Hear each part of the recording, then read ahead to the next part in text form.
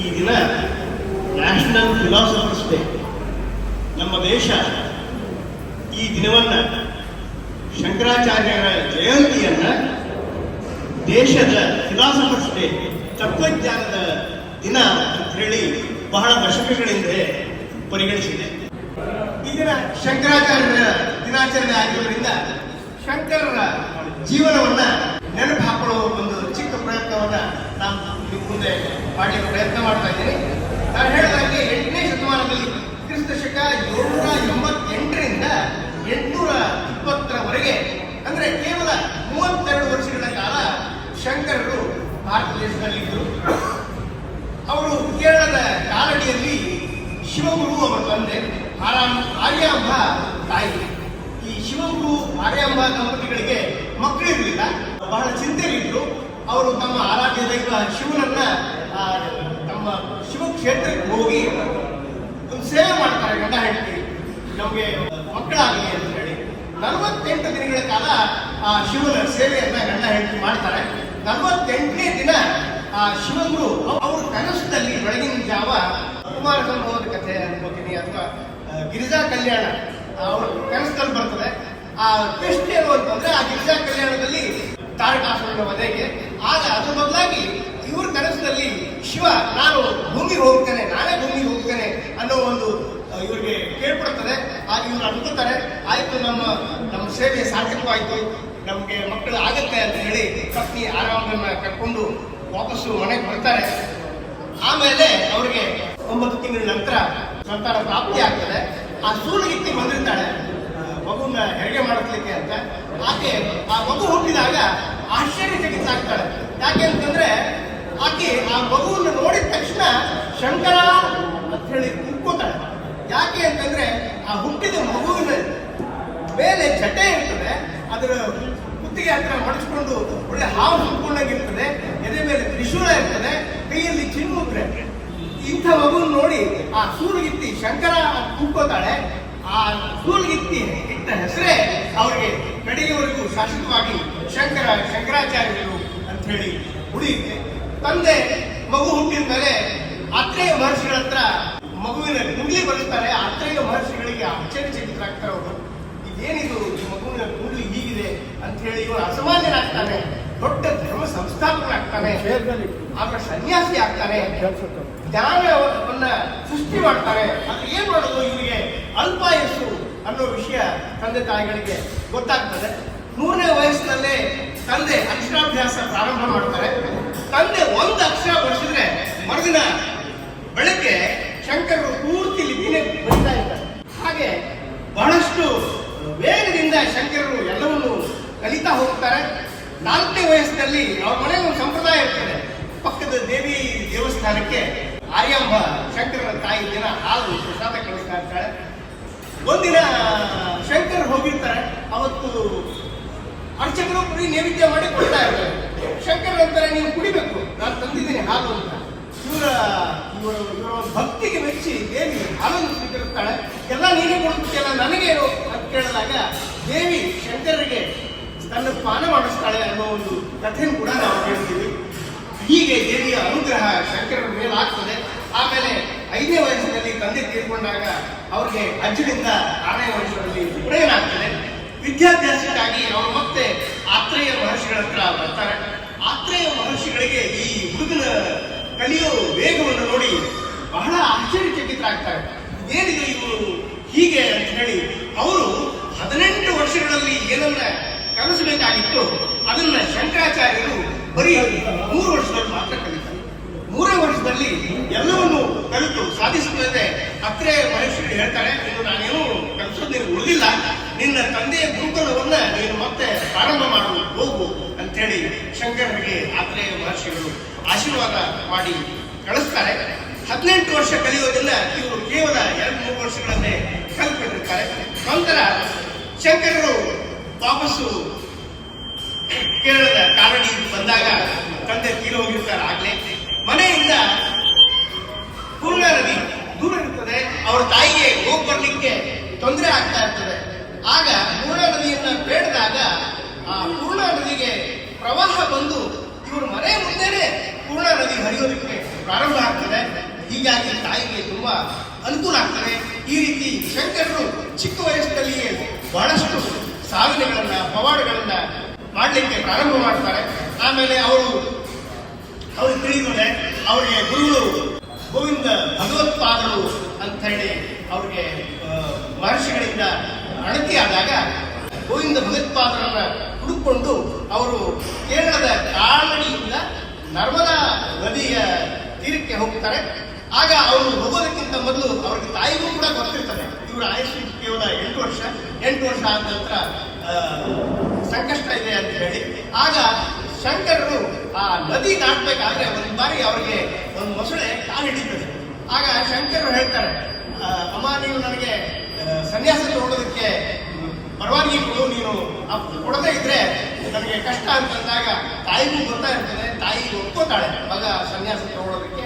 ಆಗ ಮೊಸಳೆ ಅವ್ರ ಕಾಲು ಬೀಳ್ತದೆ. ಹೀಗೆ ಶಂಕರರು ಸನ್ಯಾಸ ಸ್ವೀಕರಿಸ್ತಾರೆ. ಸನ್ಯಾಸ ಸ್ವೀಕರಿಸಿದ ಮೇಲೆ ಗುರುಗಳನ್ನ ಹುಡುಕೊಂಡು ಮಧ್ಯಪ್ರದೇಶದ ನರ್ಮದಾ ಓಂಕಾರನಾಥ ಕ್ಷೇತ್ರಕ್ಕೆ ಗುರು ಗೋವಿಂದ ಭಗವತ್ಪಾದರನ್ನ ಹುಡುಕೊಂಡು ಬರ್ತಾರೆ. ಮಧ್ಯದಲ್ಲಿ ಅವರು ಹೊರಡ್ತಾರೆ ಅಲ್ಲಿಂದ ಕಾಲಡಿಯಿಂದ. ಆಗ ಅವರು ಕೇರಳದಿಂದ ಸಹ್ಯಾದ್ರಿಯನ್ನು ಹತ್ಕೊಂಡು ನಮ್ಮ ಈಗಿನ ಶೃಂಗೇರಿಯ ಪ್ರದೇಶಕ್ಕೆ ಬರ್ತಾರೆ. ಅಲ್ಲಿ ಬಂದಾಗ ಅವ್ರಿಗೊಂದು ಅಲ್ಲಿ ಕೂತ್ಕೊಂಡಾಗ ಒಂದು ಆಶ್ಚರ್ಯಕಾಗಿರ್ತದೆ. ಒಂದು ಬಂಡೆ ಕೆಳಗಡೆ ಕೆಲವು ಕಪ್ಪೆಗಳು ಹೊರಗೆ ಬರ್ತವೆ. ಒಂದು ಕಪ್ಪೆಗೆ ಪ್ರಸವ ವೇದನೆ, ಆ ಕಪ್ಪೆ ಮರಿ ಹಾಕೋದಕ್ಕೆ ತಯಾರಾಗಿರ್ತದೆ, ಒದ್ದಾಡ್ತಾ ಇರ್ತದೆ. ಆಗ ಇವರು ನೋಡ್ತಾರೆ, ಆಗ ಅಲ್ಲೊಂದು ಹಾವು ಬರ್ತದೆ. ಹಾವು ಬಂದು ಆ ಸಂಕಟ ಪಡ್ತಾ ಇರೋ ಕಪ್ಪೆಗೆ ನೆರಳಾಗಿ ತನ್ನ ಹೆಡೆ ಬಿಚ್ಕೊಂಡಿರ್ತದೆ. ಶಂಕರರು ಆಶ್ಚರ್ಯಚಕಿತರಾಗ್ತಾರೆ. ಈ ಜಾಗ ತುಂಬಾ ಮಹತ್ವದ್ದು ಅಂತ ಹೇಳಿ ಶೃಂಗೇರಿಯನ್ನ ಗುರುತಲ್ಲಿಟ್ಟುಕೊಂಡು ಅಲ್ಲಿ ತಮ್ಮ ಒಂದು ಧರ್ಮಪೀಠವನ್ನ ಅವರು ಸ್ಥಾಪನೆ ಮಾಡಿದ ವಿಷಯ ನಮ್ಗೆ ಈಗಲೂ ಗೊತ್ತಿದೆ. ಶೃಂಗೇರಿಯ ಮಹತ್ವವನ್ನ ನಾವೆಲ್ಲ ಬಲ್ಲವರಾಗಿದ್ದೀವಿ, ಹೇಳಿದ್ದೀವಿ ಕೂಡ. ಹಾಗೆ ಗೋವಿಂದ ಭಗವತ್ಪಾದರನ್ನ ಹುಡುಕೊಂಡಾಗ ಕಾಯ್ತಾ ಇರ್ತಾರೆ. ಪಾರಪಾ ಶಿಷ್ಯ, ನಿನ್ಗಾಗಿ ನಾನು ಕಾಯ್ತಾ ಇದ್ದೆ ಅಂತ ಹೇಳಿ ಅವರು ಶಿಷ್ಯನನ್ನ ಆದರದಿಂದ ಬರಮಾಡ್ಕೊತಾರೆ. ಆಮೇಲೆ ಅವರು ಸನ್ಯಾಸ ನೀಡ್ತಾರೆ. ನಿನಗಾಗಿ ಕಾಯ್ತಿದ್ದೀನಿ ಅಂತ ಹೇಳಿ 4 ವೇದಗಳ ಸಾರಗಳನ್ನ ಶಂಕರರಿಗೆ ತಿಳಿಸ್ಕೊಡ್ತಾರೆ. ಋಗ್ವೇದ ಪ್ರಜ್ಞಾನಂ ಬ್ರಹ್ಮಂ, ಯಜುರ್ವೇದ ಅಹಂ ಬ್ರಹ್ಮಾಸ್ಮಿ, ಸಾಮವೇದ ತತ್ವಮಸಿ, ಅಥರ್ವಣವೇದ ಆಯಮಾತ್ಮ ಬ್ರಹ್ಮ. ಹೀಗೆ 4 ವೇದಗಳ ಸಾರವನ್ನ ಶಿಷ್ಯ ಶಂಕರನಿಗೆ ಗುರುಗಳು ತಿಳಿಸ್ಕೊಡ್ತಾರೆ. ಗುರುಗಳು ಆಮೇಲೆ ಹೇಳ್ತಾರೆ, ನನ್ನಿಂದ ನೀನು ಕಲಿಯೋದು ಬಹಳ ಇಲ್ಲ, ನೀನು ಹಾಗೆ ಎಲ್ಲ ಬಲ್ಲವನಾಗಿದೆಯಾ ಅಂತ ಹೇಳಿದಾಗ ಗುರುಗಳು ಹೇಳ್ತಾರೆ, ನೀನು ಇಲ್ಲೇ, ನಾನು ನಿನ್ನನ್ನ ಇಲ್ಲೇ ಇಟ್ಕೊಳ್ಳೋದಿಲ್ಲ, ನೀನು ದೇಶ ಸುತ್ತಬೇಕು, ಸನಾತನ ಧರ್ಮವನ್ನ ನೀನು ದೇಶ ಪೂರ್ತಿ ಹರಡಬೇಕಾಗಿದೆ, ನೀನು ಧರ್ಮ ಸಂಸ್ಥಾಪನೆ ಮಾಡಬೇಕು. ಯಾಕಂದ್ರೆ ಆ ಸಮಯದಲ್ಲಿ ದೇಶ ಬಹಳ ಈಗಲೂ ನಾವು ಹೇಗೆ ಕಷ್ಟದಲ್ಲಿದ್ದೀವೋ ಹಾಗೆ ಆಗಲೂ ಕೂಡ ಸನಾತನ ಧರ್ಮ ಸಂಕಷ್ಟದಲ್ಲಿತ್ತು. ಬೌದ್ಧರ ಒಂದು ದಾಳಿ ಆಕ್ರಮಣ ಆಗಲೂ ಕೂಡ ಆಗ್ತಾ ಇತ್ತು. ಆಗ ಬಹಳಷ್ಟು ಕೆಲಸಗಳಾಗಬೇಕಾಗಿತ್ತು. ಶಂಕರ ಭಗವತ್ಪಾದರು ದೇಶದ ತುಂಬಾ ಸಂಚಾರ ಮಾಡಿ ಸನಾತನ ಧರ್ಮವನ್ನು ಉಳಿಸಿದ್ದು. ಇದ್ರೆ ನಾವು ಇವತ್ತು ಬಹಳ ನಮ್ಮಲ್ಲಿ ಸನಾತನ ಧರ್ಮ ಉಳಿದಿತ್ತೋ ಇಲ್ಲೋ ಅನ್ನೋ ಒಂದು ಆತಂಕದಲ್ಲಿ ಆ ದಿನಗಳಲ್ಲಿ ನಾವಿದ್ವಿ. ಹೀಗೆ ಅವರು ಶಂಕರ ಭಗವತ್ಪಾದರು ಗುರುಗಳಿಗೆ, ಗೋವಿಂದ ಭಗವತ್ಪಾದರಿಗೆ ವಿಷ್ಣು ಸಹಸ್ರನಾಮಕ್ಕೆ ಭಾಷ್ಯವನ್ನು ಬರೆದು ಕೊಡ್ತಾರೆ, ಭಗವದ್ಗೀತೆಗೆ ಭಾಷ್ಯವನ್ನು ಬರೆದು ತೋರಿಸ್ತಾರೆ. ಹೀಗೆ ವಿವೇಕ ಚೂಡಾವಣಿ ಅಂದ್ರೆ ಒಬ್ಬ ಮನುಷ್ಯ ಜೀವನದ ಪರಮಗುರಿ ಮೋಕ್ಷ ಸಾಧನೆಯಲ್ಲಿ ಏನೇನು ಮಾಡಬೇಕು ಅನ್ನೋದನ್ನ ಬರೆದು ತೋರಿಸಿದಾಗ ಗುರುಗಳು ತುಂಬಾ ಸಂತೋಷ ಪಡ್ತಾರೆ. ಕಾಗದ ಬರೆದು ಕೊಟ್ಟಾಗ ಅದನ್ನ ಅವರು ಗುರುದಕ್ಷಿಣೆಯಾಗಿ ಸ್ವೀಕರಿಸ್ತಾರೆ. ಆಮೇಲೆ ಅವ್ರು ಹೇಳಿದಂತೆ ಶಂಕರರು ಕಾಶಿಗೆ ಬರ್ತಾರೆ. ಕಾಶಿ ಬಂದಾಗ ಈ ಪುಟ್ಟ ಸನ್ಯಾಸಿಯನ್ನ ನೋಡಿ ಎಲ್ಲರೂ ದಿಗ್ಭ್ರಮೆ ಹೊಂದ್ತಾರೆ. ಕಾಶಿ ವಿಶ್ವನಾಥನನ್ನ ನೋಡಿ ಶಂಕರರು ಕೂಡ ಅಷ್ಟೇ ಭಾವುಕರಾಗ್ತಾರೆ. ಹೇ ಚಂದ್ರಚೂಡ ಮದರಾಂತಕ ಬಾಣೆ ಹಾಡು ಕೇಳಿದ್ವಿ ನಾವು, ಶುರುವಾದದ್ದು ಕೂಡ ಇದೆ. ಎಷ್ಟು ಸುಂದರವಾದ ಈಗಲೂ ಹಾಡಿದ್ರು ಈಗ ಶಂಕರಾಚಾರ್ಯರ ಗೀತೆಗಳನ್ನ, ಎಷ್ಟು ಮಧುರವಾದ ಗೀತೆಗಳು ಕೇಳಿದ್ರೆ ಆನಂದ ಆಗ್ತದೆ. ಇಷ್ಟೆಲ್ಲ ಮಧುರವಾದ ಗೀತೆಗಳನ್ನ ಶಂಕರಾಚಾರ್ಯರು ಬರೆದ್ರು. ಆಗ ಅವರು ಶಂಕರಾಚಾರ್ಯರು ಆಶುಕವಿಗಳು, ಭಾವಜೀವಿಗಳವರು, ತುಂಬಾ ಪ್ರತಿಭಾವಂತರು. ಹಾಗೆ ಶಿವನಾಮವಳಿಯನ್ನ ಅಲ್ಲಿ ಅಷ್ಟಕವನ್ನ ರಚಿಸ್ತಾರೆ ಕಾಶಿಯೊಳಗೆ. ನಿತ್ಯಾನಂದಕರಿ, ಕಾಶಿ ಪುರಾಧೇಶ್ವರಿ, ಮಾತಾನ್ನಪೂರ್ಣೇಶ್ವರಿ ಹಾಡನ್ನ ಅನ್ನಪೂರ್ಣೆ ಮೇಲೆ ಅಲ್ಲಿ ಶಂಕರರು ಹಾಡ್ತಾರೆ. ಆಮೇಲೆ ಅವರು ಕಾಶಿಯಿಂದ ಕೇದಾರಕ್ಕೆ ಹೋಗ್ತಾರೆ. ಕೇದಾರದಲ್ಲಿ 2 ದಿನ ಕೇದಾರೇಶ್ವರನನ್ನ ಅಪ್ಪಿ ಮೈ ಮರಿತಾರೆ. ಹೀಗೆ ನಾಗೇಂದ್ರ ಹಾರಾಯ ನಿತ್ಯಾಯ ಶುದ್ಧಾಯ ನಮಃ ಶಿವಾಯ ಅನ್ನೋ ಹಾಡನ್ನ ಅಲ್ಲಿ ರಚಿಸ್ತಾರೆ. ನಂತರ ಅವರು ಬದ್ರಿ ನಾರಾಯಣನನ್ನ ದರ್ಶಿಸ್ತಾರೆ, ಹರಿವಿಡೆ ಸ್ತೋತ್ರವನ್ನು ರಚಿಸ್ತಾರೆ. ಶಿವನ ಕೇದಾರವಾಗಲಿ ಬದ್ರಿ ಆಗಲಿ ಅದೇ ಭಾವುಕತೆ ಶಂಕರರಿಗೆ, ಅದೇ ಭಾವುಕತೆ. ಬಾಲಯತಿಯ ಬೆರಗನ್ನ ಕಂಡ ಜನ ಅಲ್ಲಿ ತುಂಬಾ ಸಂತೋಷ ಪಡ್ತಾರೆ. ಬದ್ರಿಯಲ್ಲಿ ನಾರಾಯಣನ ವಿಗ್ರಹ ಇರಲಿಲ್ಲ. ಅದು ಬೌದ್ಧರ ದಾಳಿಯಲ್ಲಿ ಬೌದ್ಧರು ನಾರಾಯಣ ದೇವರ ವಿಗ್ರಹವನ್ನ ಆ ನಾರದ ಕೊಂಡದಲ್ಲಿ ಹಾಕಿಬಿಟ್ಟಿರ್ತಾರೆ. ತುಂಬಾ ಆಳವಾದ ಸರೋವರ, ಅದು ಸಿಗ್ತಾ ಇರಲಿಲ್ಲ. ಆಗ ಅಲ್ಲಿ ರಾಜ ಹೇಳ್ತಾನೆ, ಇಲ್ಲಿ ನಾವು ನಾರಾಯಣನ ಪೀಠಕ್ಕೆ ಮಾತ್ರ ಪೂಜೆ ಮಾಡ್ತಾ ಇದ್ದೀವಿ, ನಾರಾಯಣನ ವಿಗ್ರಹವೇ ಇಲ್ಲ ಅಂತಂದಾಗ ಶಂಕರರು ಆ ನಾರಾಯಣ ಕೊಂಡದಲ್ಲಿ ಧುಮುಕಿ ತಮ್ಮ ಯೋಗ ಇದರಿಂದ ಆ ನಾರಾಯಣನ ಮೂರ್ತಿಯನ್ನ ಮೇಲಕ್ಕೆ ತಂದು ಅವರೇ ಪ್ರತಿಷ್ಠಾಪನೆ ಮಾಡ್ತಾರೆ. ನಂತರ ನಾರಾಯಣನ ಮೂರ್ತಿ ಈಗಲೂ ಬದ್ರಿಯಲ್ಲಿ ನೋಡಬಹುದಾಗಿದೆ. ಹೀಗೆ ಬಾಲಯತಿಯ ಬೆರಗನ್ನು ಕಂಡು ಜನ ಸಂತೋಷ ಪಡ್ತಾರೆ. ಬ್ರಹ್ಮಸೂತ್ರಕ್ಕೆ ವ್ಯಾಖ್ಯೆಯನ್ನು ಬರೀತಾರೆ. ಭಗವದ್ಗೀತೆಗೆ ಬದ್ರಿಯಲ್ಲಿ ಕೂತ್ಕೊಂಡು ಭಾಷ್ಯ ಬರೆಯುವಾಗ ದಿನವೂ ಸಾಹಿತ್ಯ ಸಮಾರಂಭಗಳೇ ಆಗ್ತಾ ಇತ್ತು. ಇವರು ಹೇಳ್ತಾ ಹೋಗೋರು, ಇವ್ರು ಶಿಷ್ಯಂದರು ಬರ್ಕೋತಾ ಇದ್ರು. ಆಗ ಆ ಶಿಷ್ಯಂದರು ಮುಖ ನೋಡ್ತಾ ಇವ್ರು ಹೇಳ್ತಾ ಹೋಗ್ತಾ ಇದ್ರು. ಅವ್ರ ಮುಖದಲ್ಲಿ ಏನಾದ್ರು ಗಂಟು ಬಂದ್ರೆ ಇವ್ರಿಗೆ ಅರ್ಥ ಆಗಿಲ್ಲ ಅಂತ ಅದ್ರ ವಿವರಣೆ ಕೊಡ್ತಾ ಹೋಗ್ತಾ ಇದ್ರು ಶಂಕರರು. ತುಂಬಾ ಜನ ಕೂತ್ಕೊಂಡು, ಸಾವಿರಾರು ಜನ ಕೂತ್ಕೊಂಡು ನೋಡೋರು. ಅಂದ್ರೆ ಇವರು ಸಾಹಿತ್ಯ ರಚನೆ ಒಂದು ದೊಡ್ಡ, ಎಲ್ರಿಗೂ ಅದೊಂಥರ ಏನೋ ಒಂದು ನಾಟಕ ಪ್ರಸಂಗವನ್ನೇ ನೋಡದಂಗೆ ಜನರಿಗೆ ಅನುಭವ ಬರ್ತಾ ಇತ್ತು. ಅಷ್ಟು ಸುಂದರವಾಗಿ ಶಂಕರರು ವ್ಯಾಖ್ಯೆ ಮಾಡ್ತಾ ಇದ್ರು. ಅದನ್ನು ಅವ್ರ ಶಿಷ್ಯರು ಬರ್ಕೊಳ್ತಾ ಹೋಗ್ತಾ ಇದ್ರು. ಹೀಗೆ ಅವರು ಅಷ್ಟೊತ್ತಿಗೆ ಶಂಕರರಿಗೆ 16 ವರ್ಷ ವಯಸ್ಸು ಇರ್ತದೆ. ಆಗ ವೇದವ್ಯಾಸರು ಅವರಿಗೆ ಆಶೀರ್ವಾದ ಮಾಡ್ತಾರೆ. ನನ್ನ ಕರುಣೆಯಿಂದ ಶಂಕರಾಚಾರ್ಯರ ಆಯಸ್ಸು 8 ಇದ್ದಿದ್ದು 16 ಆಗಿತ್ತು.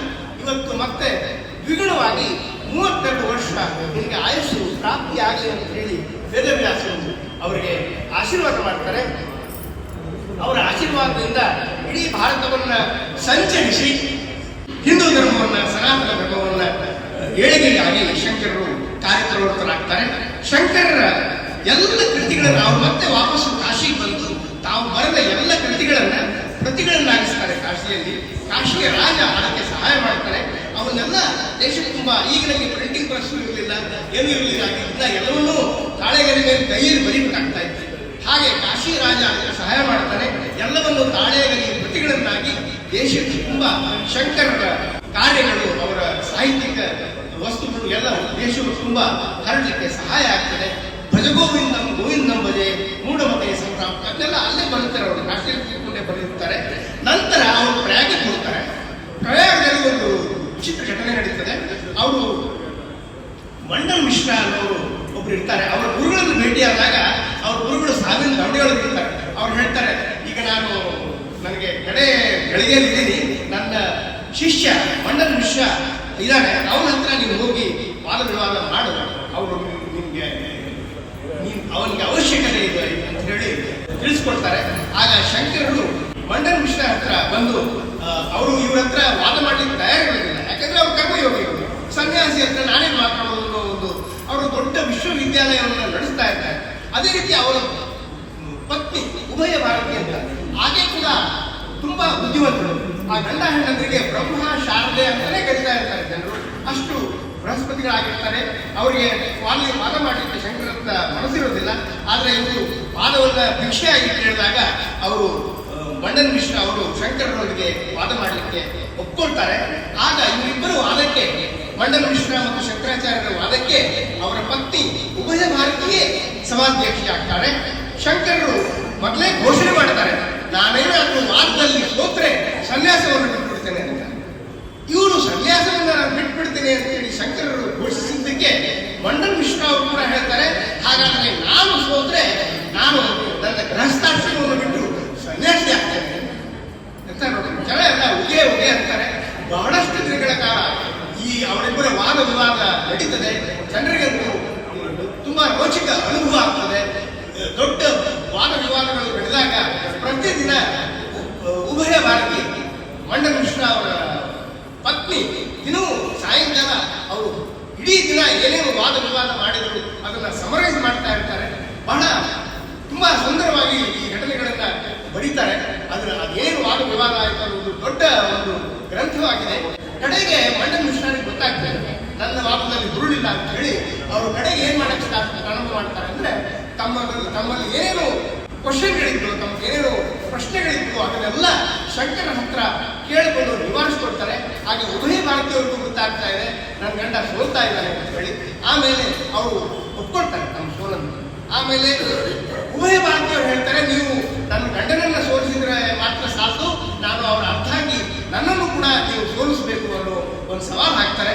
ಆಗ ಉಭಯ ಭಾರತೀಯವರು ಅವ್ರನ್ನೂ ಎಲ್ಲ ಇವರು ಶಂಕರಾಚಾರ್ಯರು ವಾಗ್ವಿವಾದದಲ್ಲಿ ಅವರನ್ನು ಒಂದು ಮಟ್ಟಕ್ಕೆ ತಂದಾಗ ಉಭಯ ಭಾರತೀಯವರು ಕಡೆ ಅಸ್ತ್ರವಾಗಿ ವಾತ್ಸಾಯನ ಕಾಮಸೂತ್ರದ ಬಗ್ಗೆ ಶಂಕರರನ್ನ ಪ್ರಶ್ನೆ ಮಾಡಿ ಪ್ರಾರಂಭ ಮಾಡ್ತಾರೆ. ಆಗ ಶಂಕರರು 1 ತಿಂಗಳ ಅವಧಿ ಕೇಳ್ತಾರೆ. ಆಮೇಲೆ ಪರ್ಯಾಯ ಪ್ರವೇಶ ಮಾಡಿ ಒಬ್ಬ ರಾಜನ ದೇಹದಲ್ಲಿ ಸೇರಿಕೊಂಡು ಬಹಳಷ್ಟು ಧರ್ಮಶಾಸ್ತ್ರಗಳನ್ನ ತಿಳ್ಕೊಂಡು ನಂತರ ಆಕೆಯ ಉಭಯ ಭಾರತೀಯರಿಗೆ ಉತ್ತರವನ್ನು ಕೊಡ್ತಾರೆ. ಅವರಿಬ್ಬರು ಗಂಡ ಹೆಂಡತಿ ಇವರ ಶಿಷ್ಯಂದ್ರಾಗ್ತಾರೆ, ಶಂಕರಾಚಾರ್ಯ ಶಿಷ್ಯಂದ್ರಾಗ್ತಾರೆ. ಅವರಿಗೆ ಮುಂದೆ ಧರ್ಮಪೀಠಗಳಲ್ಲಿ ಶಂಕರಾಚಾರ್ಯರು ಕೂಡಿಸ್ತಾರೆ. ಶಂಕರಾಚಾರ್ಯರು 4 ಪೀಠಗಳನ್ನ 4 ವೇದದ ಅನುಸಾರವಾಗಿ ಸ್ಥಾಪನೆ ಮಾಡ್ತಾರೆ. ಅದರಲ್ಲಿ ನಾವು ನೋಡಿದ್ದೀವಿ, ಶೃಂಗೇರಿಯಲ್ಲಿ ಕರ್ನಾಟಕದಲ್ಲಿ ಉತ್ತರ ಪ್ರದೇಶದ ಮಾಹಿಷ್ಮತಿ ಸುರೇಶಾಚಾರ್ಯರನ್ನ ಮಂಡನ್ ಮಿಶ್ರಾ ಅವರನ್ನು ಕೂರಿಸ್ತಾರೆ. ಅದೇ ರೀತಿ ಗೋವರ್ಧನದಲ್ಲಿ ಪುರಿಯೊಳಗೆ ಒರಿಸ್ಸಾದೊಳಗೆ ಹಸ್ತನಾಮಲಕರನ್ನ ಅಧಿಪತಿಗಳನ್ನಾಗಿ ಮಾಡ್ತಾರೆ. ದ್ವಾರಕೆಯಲ್ಲಿ ತಮಿಳುನಾಡಿನ ಆಚಾರ್ಯರನ್ನ ಕಾಳಿಕಾಕುಂಡದಲ್ಲಿ ದ್ರಾವಿಡದ ಪದ್ಮಪಾಲರನ್ನ ಕರ್ಕೊಂಡು ಹೋಗಿ ಪೀಠಾಧಿಪತಿಗಳನ್ನ, ಅಂದ್ರೆ ನೋಡ್ರಿ ಅಷ್ಟು ಆಗ್ಲೇ ಅವರು ನ್ಯಾಷನಲ್ ಇಂಟಿಗ್ರೇಷನ್ ಅನ್ನೋದನ್ನ ಎಷ್ಟು ಚೆನ್ನಾಗಿ ಮಾಡಿದ್ರು.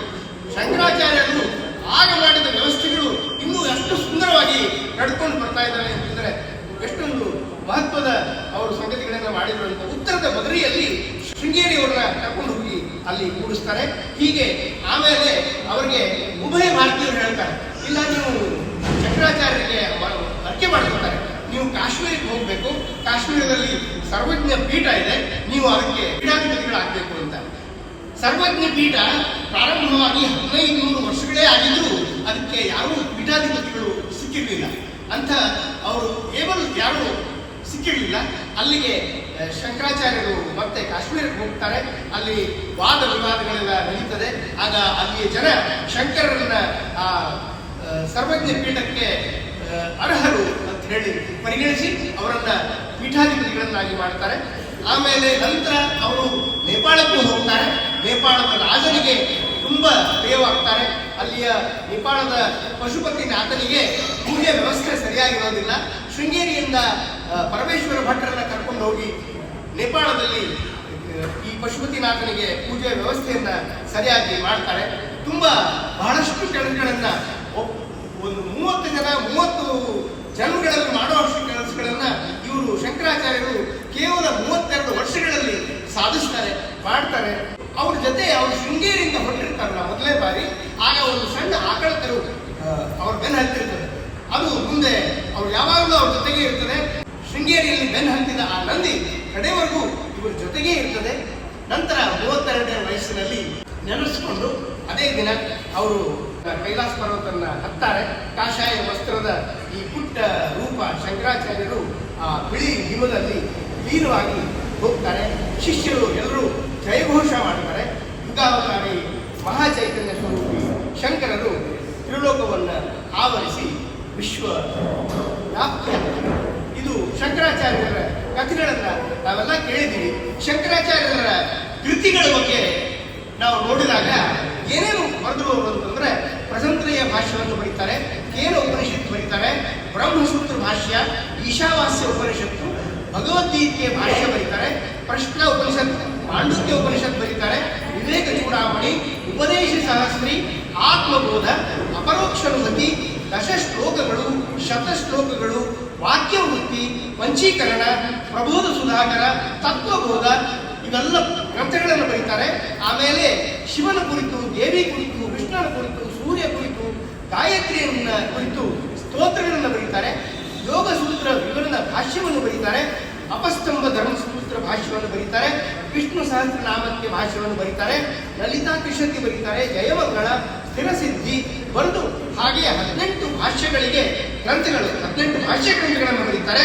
41 ಪ್ರಾಕರಣ ಗ್ರಂಥಗಳನ್ನು ಬರೀತಾರೆ. 72 ವಿಧಂಗಗಳನ್ನ, ವರ್ಣನೆಗಳನ್ನ, ಸ್ತೋತ್ರಗಳನ್ನ, ಅಷ್ಟಕಗಳನ್ನ, ಪಂಚಕಗಳನ್ನ ಒಟ್ಟು ಅವರ ಜೀವಿತ ಕಾಲದಲ್ಲಿ ಶಂಕರಾಚಾರ್ಯರು ನಮ್ಮೆಲ್ಲರಿಗೂ ಬರೆದಿಟ್ಟು ಹೋಗಿದ್ದಾರೆ. ದೊಡ್ಡ ಗ್ರಂಥ ಭಂಡಾರವನ್ನೇ ಶಂಕರಾಚಾರ್ಯರು ಸೃಷ್ಟಿಸಿ ಹೋಗಿದ್ದಾರೆ. ಇಂತಹ ಗುರುಗಳು ನಮ್ಮ ಕರ್ನಾಟಕದಲ್ಲಿ ಇದ್ದದ್ದು, ಶೃಂಗೇರಿಯಲ್ಲಿ ಇದ್ದದ್ದು, ಅವರನ್ನ ನಾವು ಈ ದಿನ ನೆನೀತಾ ಇರೋದು ನಮ್ಮೆಲ್ಲರ ಸೌಭಾಗ್ಯವೇ ಸರಿ. ಚರಿತ್ರೆಯನ್ನು ಬಹಳ ಸೊಗಸಾಗಿ ಸವಿಸ್ತಾರವಾಗಿ ಸಮಯ ತಗೊಂಡು ಬಹಳ ವಿಶೇಷವಾಗಿ ನಡೆಸ್ಕೊಡ್ತಿದ್ದಾರೆ. ಅವರಿಗೆ ಹೇಳಿದ ತಕ್ಷಣ ನಾವು ಅವರು ಹಾಸ್ಪಿಟಲಿಂದ ನಾನು ಫೋನ್ ಮಾಡಿದಾಗ ಈಗ ಕೇಳಿದೆ, ಕುಲಕರ್ಣಿ ಅವರ ಈ ಥರ ನಾವು ಧರ್ಮದಾಸ ಸಂಘದಿಂದ ನಾವು ನಿಮ್ಮ ಕಡೆಯಿಂದ ಪ್ರವಚನ ಬೇಕು ಅಂತ ಕೇಳಿದ್ವಿ. ಅವ್ರು ಏನೋ ಕಾಲಾವಕಾಶ ಆಯಿತು, ನಾನು ಬರ್ತೀನಿ, ನಾನು ನಡೆಸ್ಕೊಡ್ತೀನಿ ಅಂತೇಳಿ ಉದಾಹರಣೆ ಮನಸ್ಸಿಂದ ಅವ್ರು ತಕ್ಷಣ ಒಪ್ಪಿಕೊಂಡು ಇವತ್ತೊಂದು ದಿವಸ ಆ ಗುರುಗಳ ಒಂದು ಚರಿತ್ರೆಯನ್ನು ಬಹಳ ಸೊಗಸಾಗಿ ಹೇಳಿದ್ದಾರೆ. ಎಲ್ಲರ ಪರವಾಗಿ ಅವರಿಗೆ ಚಪ್ಪಾಳೆ ಅವರಿಗೆ ಧನ್ಯವಾದಗಳು.